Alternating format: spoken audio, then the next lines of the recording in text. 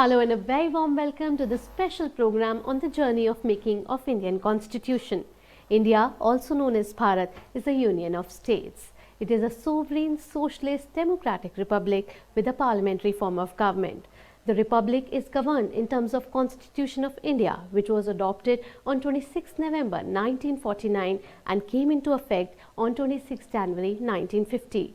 It is the same day when the country celebrates Republic Day. In this program, let us look at how Constitution of largest democratic republic in the world has been created. I am your Constitution, Constitution of Independent India. I was adopted on 26 November 1949 and came into effect just 2 months after on 26 January 1950. On this day, I made India sovereign, socialist, secular and democratic republic.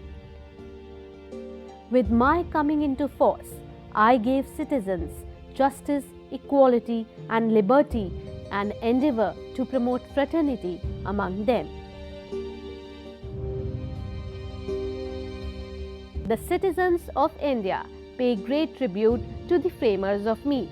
They view that it is this holy book that gave them the right to choose their representatives and consequently also subject to certain duties and obligations.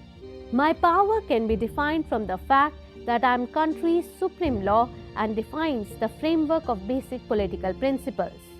I am a living document and establishes the main organs, executive, legislature and judiciary, defining their powers, demarcating their responsibilities and regulating the inter-se relationship.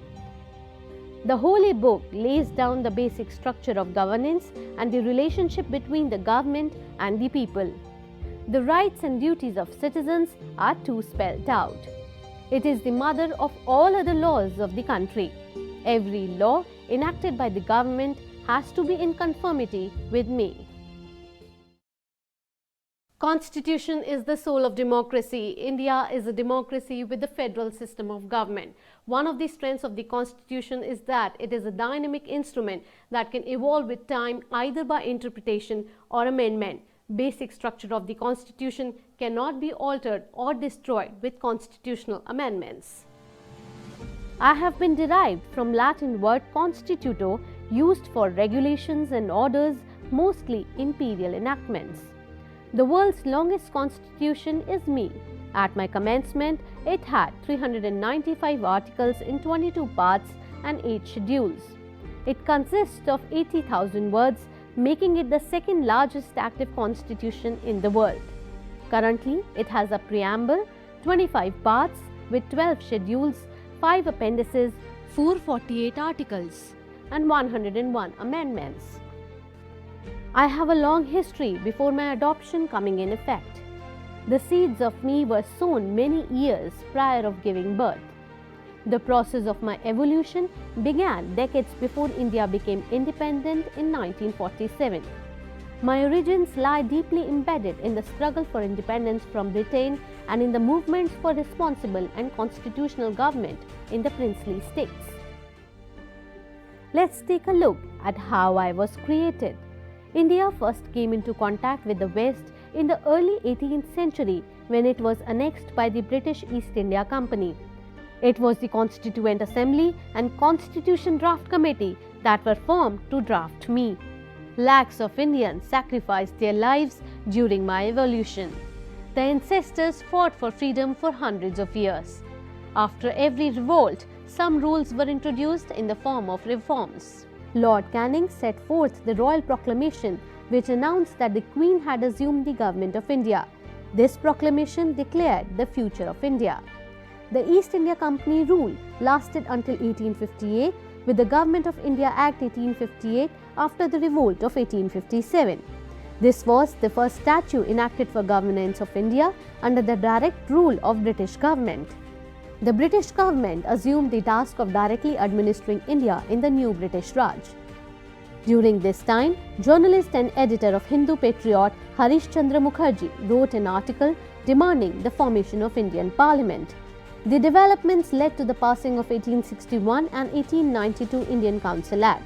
These acts constituted the governing council of the governor and the governor general and designated their powers.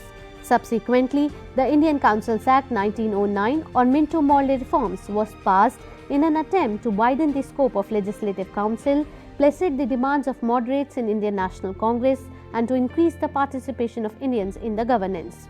At the time, the seat of Secretary of State was with Lord Morley and the Governor General was Lord Minto.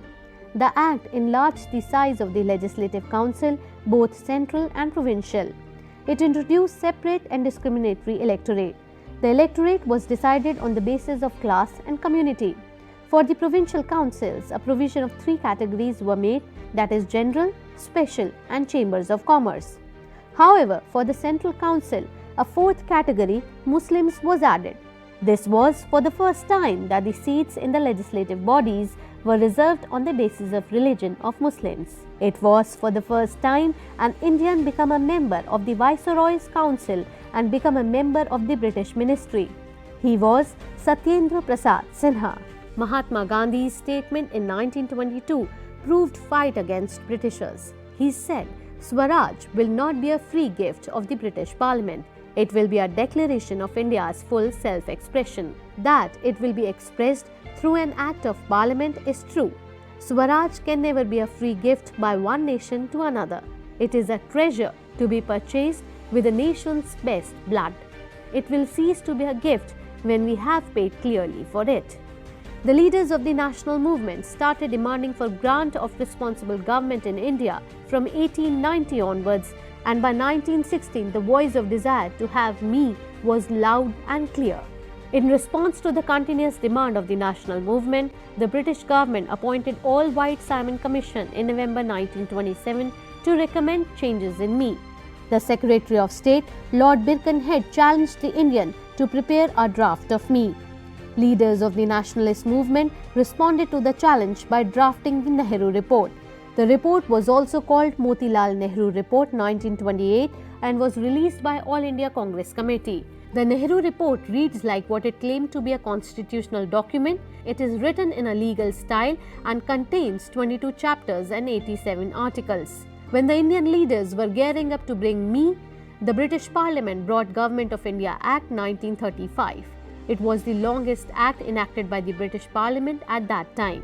The main features of the Government of India Act 1935 were abolition of provincial diarchy and introduction of diarchy at centre, abolition of Indian Council and introduction of an advisory body in its place, provision of an All India Federation with British India territories and princely states, elaborate safeguards and protective instruments for minorities, supremacy of British Parliament, increase in size of legislatures, extension of franchise, division of subjects into 3 lists, and retention of communal electorate, and separation of Burma from India. Congress totally rejected the 1935 Act and contested the provincial legislature for the demand of the new Constituent Assembly. The demand for new Constituent Assembly could be read in the Congress Manifesto for the year 1936-37 elections. The Constitution of India is the rule book for the democratic governance of India. The Constitution of India is framed by the Constituent Assembly established under the Cabinet Mission Plan of 1946. The idea of Constituent Assembly for India was put forward for the first time by M.N. Roy in 1934. Until May 1, 1945, there was no important work done in the direction of framing me. After July 1945, the Cabinet Mission drafted a constitution building work to build one member from 10 crore population. This offer unfortunately did not spell out, as the vague aspect proved that the British reluctantly agreed to this idea of Constituent Assembly and were not serious about its implementation. The Congress Party started on a fresh note and initiated the individual civil disobedience movement to register their protest. In 1942, the British government appointed Cripps Mission. The Cripps proposals categorically stated that framing me would be the sole responsibilities of the Indians alone. In July 1946 itself, a committee consisting of Nehru as the chairman and Asif Ali, K.T. Shah, D.R. Gadgil, K.M. Munshi, Humayun Kabir, R. Sanathan and N. Gopalaswamy Iyengar as members was constituted to prepare material and proposals for framing me. The Constituent Assembly met for the first time in New Delhi on 9th December 1946 in the Constitution Hall, which is now known as Central Hall of Parliament House. On 11th December, Dr. Rajendra Prasad was chosen by election as the first permanent chairman of the Assembly. Those who adorned the first row were Pandit Jawaharlal Nehru, Maulana Abul Kalam Azad, Sardar Vallabhbhai Patel, Acharya J.B. Kriplani, Dr. Rajendra Prasad, Sarojini Naidu, Hari Krishna Mahatab, Pandit Govind Ballabh Pant, Dr. B.R. Ambedkar, Sarat Chandra Bose, C. Rajagopalachari and M. Asaf Ali. 207 representatives, including 9 women, were present. The inaugural session began at 11 a.m. with the introduction of Dr. Sachidananda Sinha, the temporary chairman of the Assembly, by Acharya Kriplani. The first day's proceeding ended after all the 207 members present submitted their credentials and signed the register. The Constituent Assembly took almost 3 years, 2 years, 11 months and 17 days to be precise, to complete its historic task of drafting the Constitution for independent India. During this period, it held 11 sessions covering a total of 165 days. Of these, 114 days were spent on the consideration of the draft constitution. As to its composition, members were chosen by indirect election by the members of the provincial legislative assemblies according to the scheme recommended by the Cabinet Mission. The total membership of the Assembly was to be 389. However, as a result of the partition under the Mountbatten Plan of 3rd June 1947, a separate Constituent Assembly was set up for Pakistan and representatives of some provinces ceased to be members of the Assembly. As a result, the membership of the Assembly was reduced to 299. On 13 December 1946, Pandit Jawaharlal Nehru moved the Objectives Resolution. This Constituent Assembly declares its firm and solemn resolve to proclaim India as an independent sovereign republic and to draw up her future governance as me. This resolution was unanimously adopted by Constituent Assembly on 22nd January 1947. Late in the evening on 14th August 1947, the Assembly met in the Constitution Hall and at the stroke of midnight took over as the Legislative Assembly of an independent India. The notable constitutions of other countries were first consulted. On 29th August 1947, the Constituent Assembly set up a drafting committee under the chairmanship of Dr. B.R. Ambedkar to prepare a draft of me. While deliberating upon the draft of me, the Assembly moved, discussed and disposed of as many as 2,473 amendments out of a total of 7,635 tabled.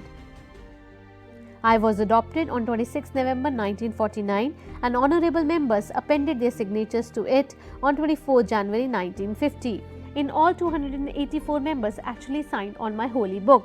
The then President of Indonesia, Sukarno, was the first guest of honour in India for the Republic Day celebration in 1950. Prem Bihari Narayan Raizada wrote my entire holy book in a flowing italic style in the best calligraphic tradition of our country. Nandalal Bose took up the historic task of beautifying and decorating the original manuscript of me. The original copy of me is kept under a helium-filled box in Parliament Library building. I was ready on 26 November 1949 and was implemented on 26 January 1950.